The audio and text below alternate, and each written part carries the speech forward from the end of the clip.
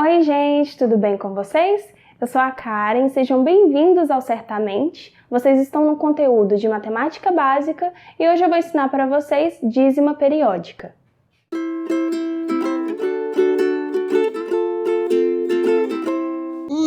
Certamente. Antes, a gente tem que entender o conceito de dízima periódica. Dízima periódica é um número decimal que em suas casas decimais nós vamos ter algarismos que se repetem na mesma ordem infinitamente. E esses algarismos que se repetem infinitamente nós chamamos de período. Essas dízimas periódicas podem ser divididas entre simples e compostas. Nas dízimas periódicas simples, nas casas decimais, que vem logo após a vírgula, nós vamos ter apenas algarismos que se repetem. Vamos entender um exemplo? Então vamos lá. Nas dízimas periódicas simples, nesse caso aqui nós temos uma parte inteira e em suas casas decimais eu tenho apenas um número 7 que se repete infinitamente. Vamos ver outro exemplo. A gente pode ver aqui 2,25, 25, 25.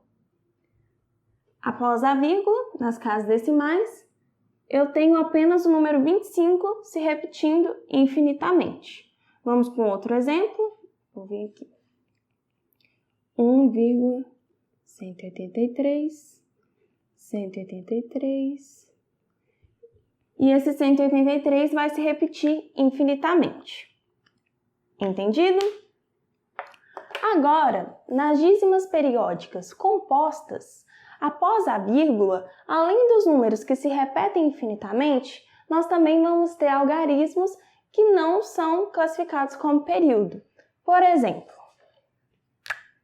dízimas periódicas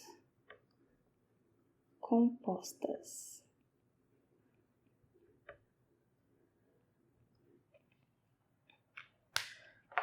No caso, 1,2777.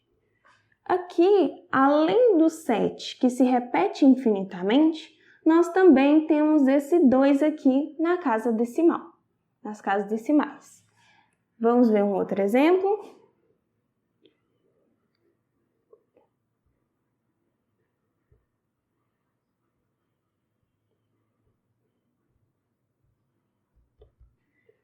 Aqui, além do 32, que se repete infinitamente, nós também temos o algarismo 7 sendo um intruso aqui.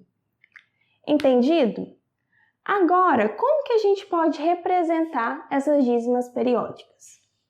Além dessa forma, que é você colocar algumas vezes os números que se repetem e depois colocar uma reticências que deixa subentendido que esse número repete infinitamente, nós também podemos traçar uma linha em cima do algarismo que se repete. Por exemplo, no caso do 1,7777, ao invés de colocar esses sets e reticências, eu poderia representar assim, 1,7 e colocar um traço em cima. Nesse caso, eu poderia colocar 2,25 e o traço em cima do 25. E nesse caso de dízimas periódicas compostas, eu posso fazer assim, colocando o traço apenas em cima do algarismo que se repete infinitamente. Primeiramente, eu vou ensinar para vocês como montar uma fração geratriz de uma dízima periódica que não tem parte inteira. Vou ensinar isso em cima de alguns exemplos que eu acho que fica mais fácil o entendimento. Então vamos lá. Eu trouxe aqui o exemplo da dízima periódica 0,5555. Como que eu represento a fração geratriz dessa dízima? No numerador, eu tenho que colocar o algarismo que se repete. Então, no meu numerador, eu tenho que colocar o número 5. No meu denominador, eu tenho que colocar números 9. Mas como eu sei a quantidade de números 9 que eu tenho que colocar no meu denominador? A quantidade de números 9 que eu coloco no meu denominador é a mesma quantidade de algarismos que se repetem.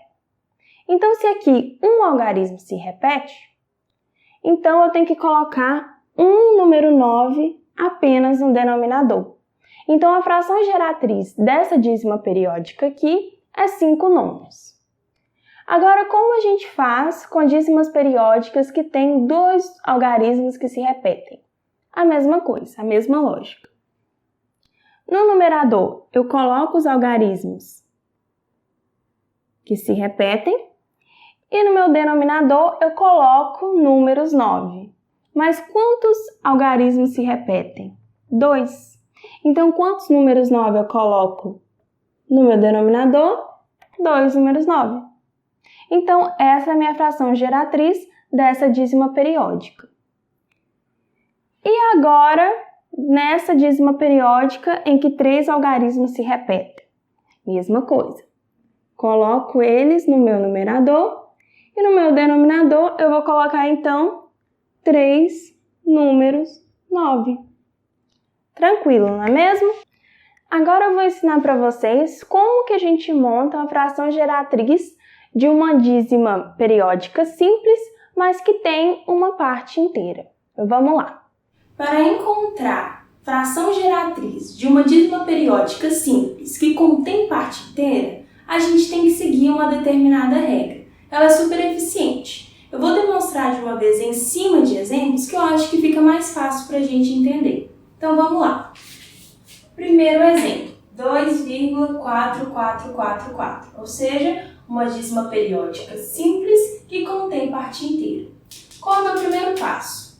Eu tenho que ignorar a vírgula desse número, ignorar os algarismos que se repetem e ver a qual número eu chego. Então vamos lá. Eu primeiramente ignoro a vírgula. E agora eu vou ignorar os algarismos que se repetem. A qual número eu cheguei? 24. Então eu coloco 24 no meu numerador. Desse 24, eu tenho que retirar o algarismo que pertence à parte inteira da minha dízima, ou seja, 2. Então, de 24, eu tenho que subtrair 2.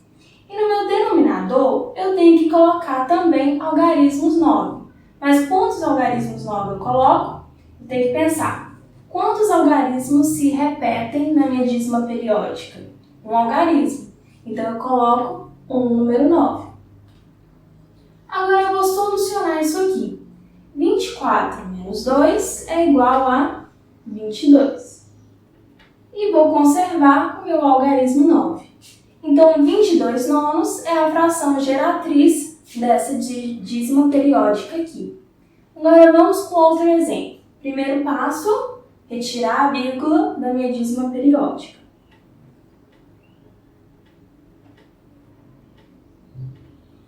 Segundo passo, ignorar os algarismos que se repetem.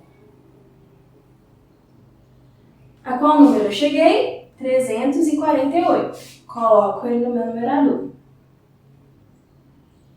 Desse 348, eu tenho que subtrair o algarismo que representa a parte inteira da minha dízima periódica, ou seja, 3.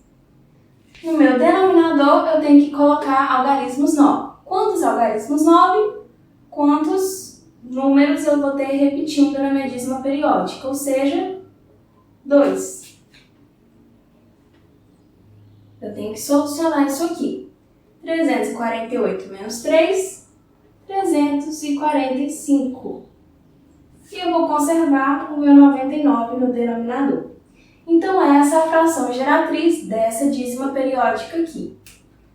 Agora que a gente entendeu como resolver, como formar uma fração geratriz nesses casos, vamos entender como a gente chega em fração geratriz em casos de dízima periódica composta.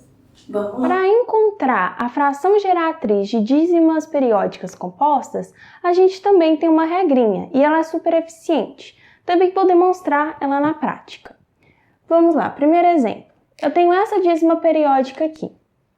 2,7323232. Primeiramente, eu tenho que pensar o seguinte: Qual número eu formo se eu juntar todos os algarismos até a primeira repetição? Qual é o número que está se repetindo? O 32. Então, eu vou juntar todos os algarismos até o meu primeiro 32, certo? Qual número eu formo se eu juntar todos esses algarismos? 2.732. Coloco ele no numerador. Dele, eu vou ter que subtrair o número que eu formo se eu juntar os algarismos, que representam a parte inteira da minha dízima e a parte intrusa do meu período. Então, qual número eu formo se eu junto a parte inteira com a parte intrusa? 27. Então, eu terminei o meu numerador. No meu denominador, eu também tenho que colocar noves. E aí, eu tenho que seguir a mesma lógica. Quantos algarismos se repetem?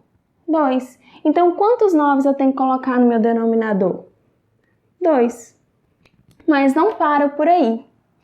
Para cada número intruso na minha parte periódica, eu tenho que colocar um número 0 depois dos meus noves. Então, quantos algarismos intrusos eu tenho no meu período? 1. Então, quantos números zeros eu tenho que colocar depois dos meus noves? 1. Agora sim, eu terminei. Então, essa é a fração geratriz dessa dízima periódica composta. Agora vamos para o próximo exemplo. Primeiro passo, juntar todos os algarismos até a primeira repetição. Então, eu junto do 4 até o meu primeiro 9. Qual número eu formei? 449. Coloco ele no meu numerador. Dele, eu tenho que subtrair a junção dos algarismos que representam tanto a parte inteira da minha dízima quanto a parte intrusa do meu período. Quais são esses algarismos? 4 e 4. Qual número eu formo juntando esses dois? 44. Terminei o meu numerador. No denominador, eu tenho que colocar noves. Quantos algarismos se repetem no meu período? Um algarismo só. Então, um 9 somente. Agora, quantos algarismos intrusos eu tenho no meu período? Um algarismo intruso, que é esse 4 aqui. Então, para cada algarismo intruso, eu coloco um 0 depois do 9. Agora sim, essa é a fração geratriz dessa dízima periódica. Entendido? Então é isso, gente. Espero que vocês tenham gostado dessa aula, né? Não se esqueçam de curtir, se inscrever e compartilhar com os amigos, para que a gente possa desfazer o maior número possível de dúvidas. Muito obrigada!